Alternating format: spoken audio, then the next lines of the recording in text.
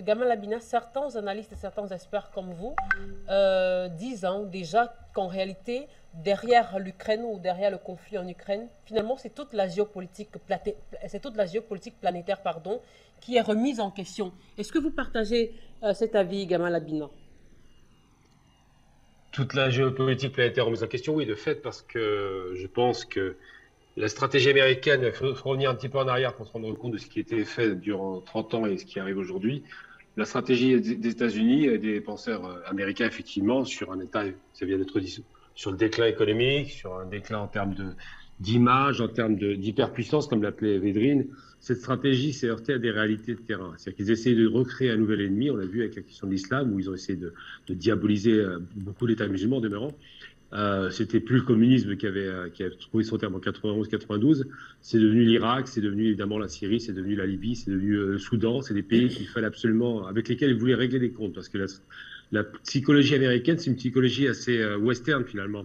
On l'a bien vu avec plusieurs interventions de plusieurs présidents qui avaient parlé à l'époque du temps de Bush, par exemple, des fameuses Acts of Evil ou encore des Rogue States, donc des États voyous qui étaient considérés comme étant des États qui ne marchaient pas, qui ne filaient pas droit par rapport aux objectifs impérialistes américains. Et donc, effectivement, depuis 30 ans, il y avait cette obsession de créer une sorte d'hydre islamiste ou islamique, ou d'un monde musulman dangereux. On mettait beaucoup en avant des États qui ne se soumettaient pas au diktat américain, pour essayer de créer une nouvelle guerre froide ou une guerre permanente. Mais il se trouve que, malheureusement, les quatre États qui avaient été nommés, Irak, Syrie, Libye et Soudan, ont été atomisés, qu'ils ont tenté avec l'Iran une manœuvre effectivement d'agression, mais qu'il se trouve que l'Iran est un trop gros morceau industriel en capacité de se défendre. Il y a eu plusieurs tentatives, mais ça n'a pas abouti pour des raisons X et Y qu'on pourra évoquer. Et donc les États-Unis, finalement, se sont retrouvés à nouveau dans une stratégie de provocation. On l'a vu avec la poussée de l'OTAN à l'Est par rapport à la Russie, de refus d'intégrer, par exemple, la Russie qui était prête à rentrer dans l'OTAN à une époque, ou dans la communauté européenne de l'époque. Tout cela a été mis en place de telle sorte que ça recrée une nouvelle axe, un nouvel ennemi héréditaire finalement, que serait l'ex-empire soviétique.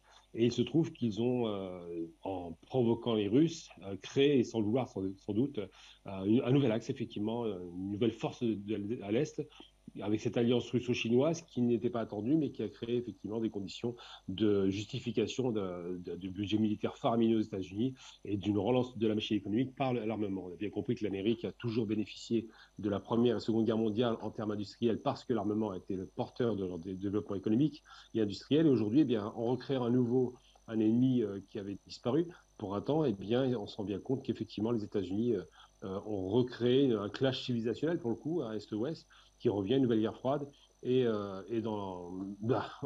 Avec la guerre d'Ukraine, qui est juste un prétexte en vérité, les Américains poussent leur avantage. Mais par contre, ce qui vient d'être dit à l'instant est très intéressant, parce que Biden, par exemple, prétend vouloir défendre, et c'est intéressant, son discours, faire attention, tous les Français veulent s'imaginer, ou les Européens, qui veut défendre l'Ukraine, pas du tout. Il dit que si jamais un pays de l'OTAN est attaqué, il interviendra. Donc en gros, il dit simplement, je n'interviendrai jamais en Ukraine.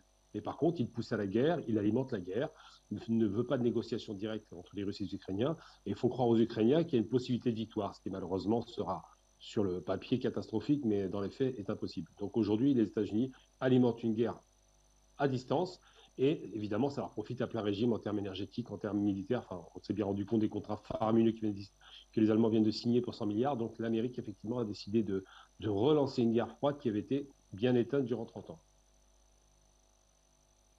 Il faut tout de même préciser que lorsque le président Joe Biden le dit, il promet à côté de cela fournir d'armes plus sophistiquées à l'Ukraine et précise justement à Kiev, écoutez, vous avez notre soutien. Dans ce cas, en dehors de ces armes, justement, de ce soutien que promet tout le temps l'OTAN ou les États-Unis à Kiev, quel est l'autre intérêt justement que les Ukrainiens ou alors que le gouvernement ukrainien a à s'allier justement à l'OTAN ou alors au pays de l'OTAN en ce moment alors qu'il n'est pas encore membre de l'OTAN?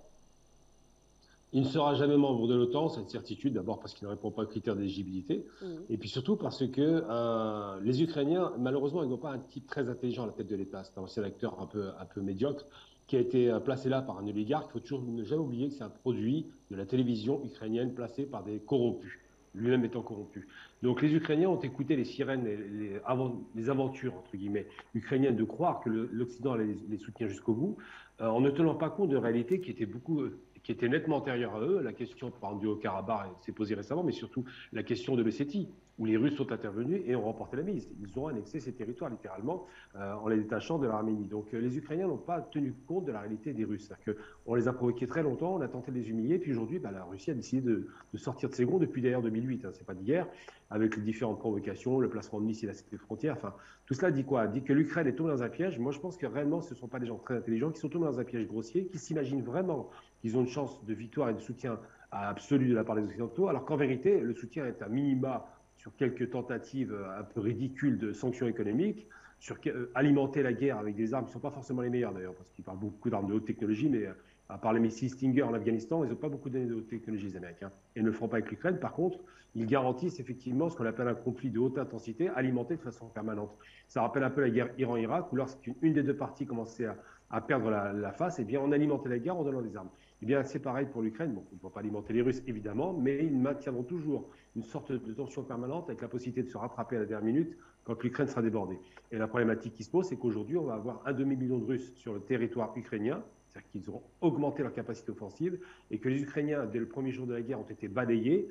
Aujourd'hui, c'est une contre-offensive qui était un peu surprenante, mais qui est juste une contre-offensive et une bataille remportée, mais la guerre ne peut pas être remportée parce que les rapports de force sont extrêmement déséquilibrés en faveur, évidemment, des Russes, et que surtout, rappelons-le, la guerre se tient uniquement en Ukraine, il n'y a pas de guerre en Russie.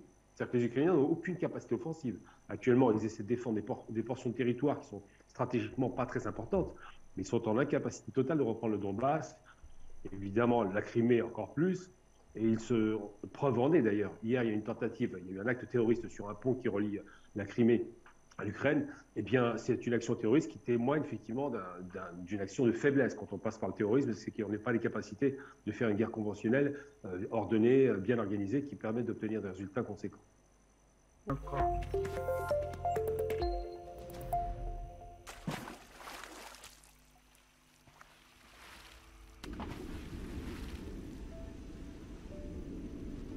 Afrique Média. Le monde, c'est nous.